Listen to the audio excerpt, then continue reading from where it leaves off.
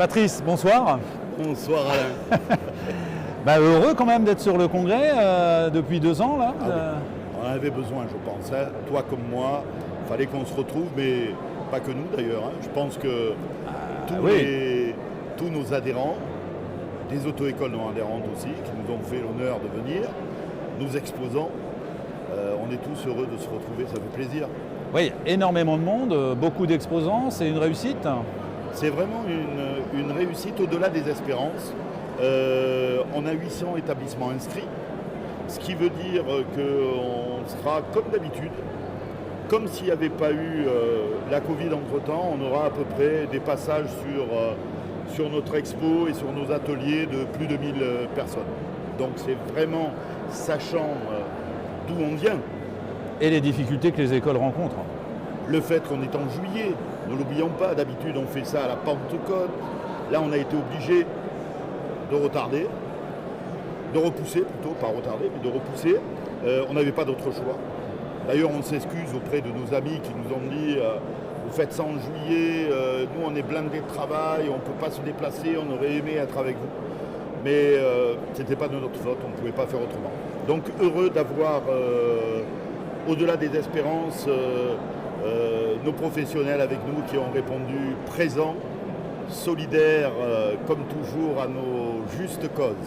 Alors oui, tout le monde est content de se retrouver, mais également tout le monde est un peu dans un flou, des difficultés qui sont liées à la conjoncture des examens. Là, à chaud, la déléguée qui t'a fait l'honneur de venir cet après-midi, après 4 heures de discussion avec la profession, qu'est-ce qu'il en ressort aujourd'hui?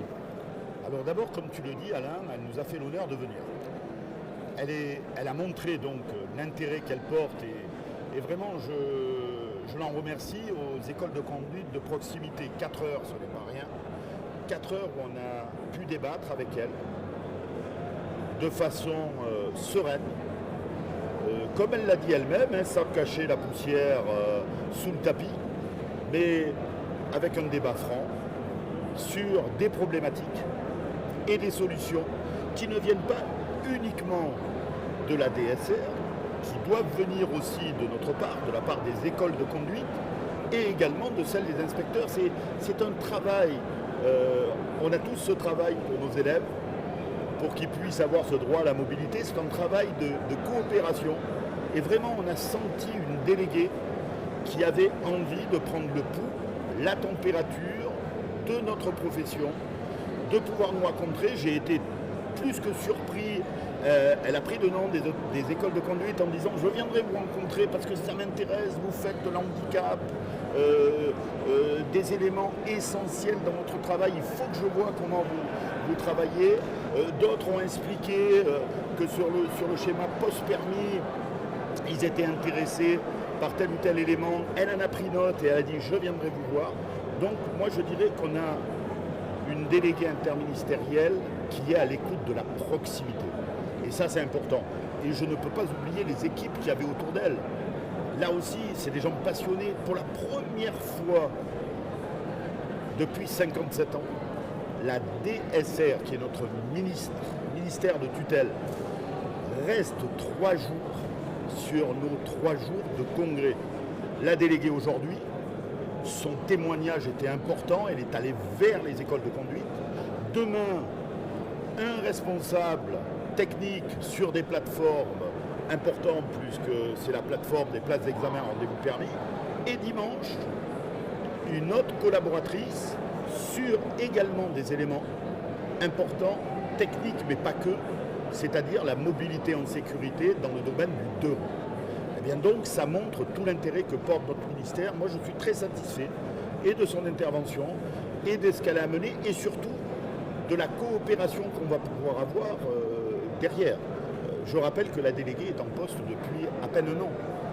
Donc ça veut dire qu'on a déjà travaillé et qu'on va continuer. Il y a des chantiers qui ne sont pas de pierre, mais des chantiers qui vont être importants à ouvrir. Et donc on sera au rendez-vous. Et en tous les cas, on n'est pas exclu par la déléguée. Et ça, c'est ce qui m'importe énormément, c'est qu'on puisse faire entendre la voix des écoles de conduite de proximité. Alors, est-ce qu'on peut dire qu'on est sur un autre champ, un autre rapport avec la DSR? Est-ce qu'il y a plus un rapport de confiance ou comment tu justifies le fait que pendant plusieurs années, on a été un peu mis à l'écart ou pas suffisamment écouté et que maintenant on est pas au cœur des débats, mais on fait partie du débat et qu'on apporte notre pierre à l'édifice?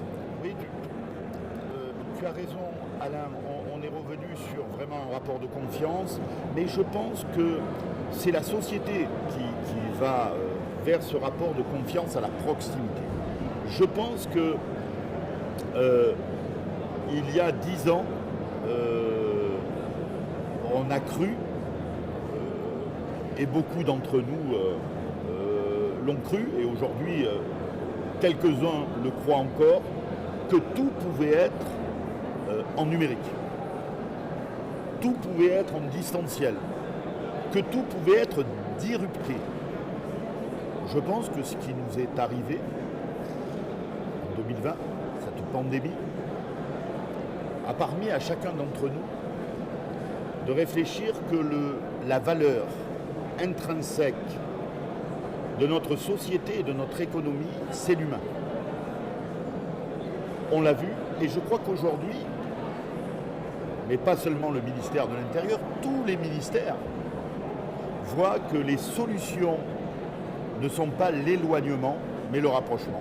Alors donc oui, on est dans un schéma aujourd'hui, beaucoup plus de confiance, non pas parce que on est dans un schéma courtisan ou un schéma de flatterie, on est redevenu dans un schéma de confiance parce qu'on est pragmatique. On amène des solutions et il ne faut pas oublier que le digital à tout prix n'a pas eu quand même l'adhésion du public. Et aujourd'hui, on voit quand même aussi que le public a besoin de proximité. On l'a dit tout à l'heure, Alain. Aujourd'hui, on est heureux de se rencontrer. Moi, c'est au-delà de mes espérances. On m'avait dit, oh là là, si on a 200 inscrits au mois de juillet, ce sera super. On est à 800. Oui, Donc on voit bien que la proximité prend un élément essentiel. Et l'école de conduite en est son symbole. Donc on revient dans ce schéma de confiance, dans un travail pragmatique, dans des solutions proches, pas uniquement dans le cadre d'ailleurs de la formation au permis, la formation qu'on appelle la formation initiale, mais dans le cadre de toutes les formations. Et surtout, il y a un axe qui devient prépondérant, c'est l'axe des seniors, où il va falloir qu'on arrive à faire des propositions, non pas pour les exclure de la conduite, mais pour continuer à les inclure dans cette conduite en sécurité. Donc on va avoir un travail de fond. C'est un sujet là qui est un sujet sur 10 ans, et c'est un sujet pour l'auto-école de proximité. Les seniors, ils n'iront pas sur Internet ni sur un @.contact. D'où l'intérêt de maintenir les écoles de proximité. Le congrès, là, il est magnifique, énormément d'exposants,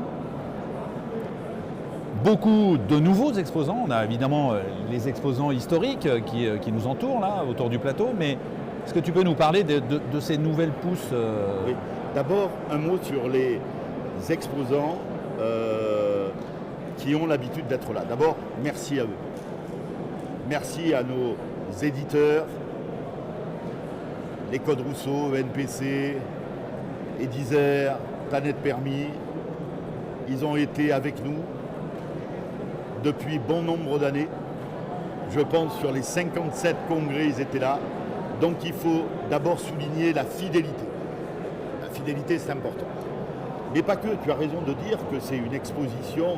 Alors là aussi, c'est au-delà de mes espérances. Je pensais qu'on n'aurait pas autant d'exposants.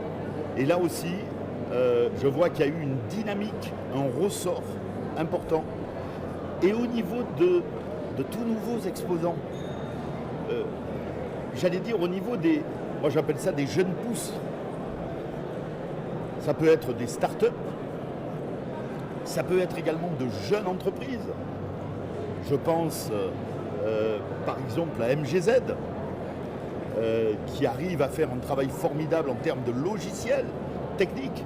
Et ça aussi, c'est des jeunes entreprises qui travaillent sur quelque chose de fondamental qui est la logistique numérique. Mais également, je pense à ces jeunes pousses qui sont présents, que ce soit au niveau des trottinettes, puisqu'aujourd'hui, il y a des questions de sécurité qui sont présents, qui ont envie d'avancer, que ce soit Carl ou Toul. J'ai envie de dire, mais quel énorme bénéfice d'avoir ces jeunes qui nous aident, nous, à nous grandir. Quand je vois les expériences immersives de Réalité Academy, le potentiel que l'école de conduite de proximité va avoir, tu te rends compte, Alain, que c'est quand même un drôle de pied de nez. Il y a 10 ans, on nous disait, et l'auto-école d'ailleurs, ils nous avaient appelé traditionnelle. L'auto-école traditionnelle, c'est des ringards, ils sont dans une vieille rue où ils ont des diapositives avec des lignes jaunes encore pour apprendre le code. Aujourd'hui, alors c'était pas vrai déjà quand ils l'ont dit, c'était une caricature, comme toute caricature, bien entendu, elle en devient ridicule. Mais au-delà de ça, aujourd'hui, on est des très petites entreprises qui allons utiliser de l'expérience immersive. C'est aujourd'hui réservé à l'industrie de pointe. Eh bien, ton auto-école, Alain, en bas de chez toi, entre la boulangerie et la charcuterie, ton auto-école, elle te fera vivre l'expérience immersive de la conduite, de l'aspect sécure, des états dégradés, de ce qui pourrait t'arriver sans qu'il t'arrive ces schémas dégradés réellement. C'est quand même... moi, je suis époustouflé. Oui, un grand pas, un grand pas. Alors, je te pose une dernière question, c'est la question que je pose à tout le monde. Comment tu nous vois dans 2 ans? Comment tu vois la profession dans 2 ans? L'auto-école dans 2 ans, c'est quoi?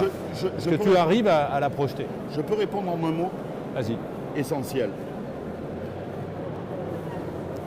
Tout est dit? Moi, ça me va très bien. Ben, moi aussi. Bon, merci Patrice. Salut mon Ciao. gars, à bientôt. Bonne soirée.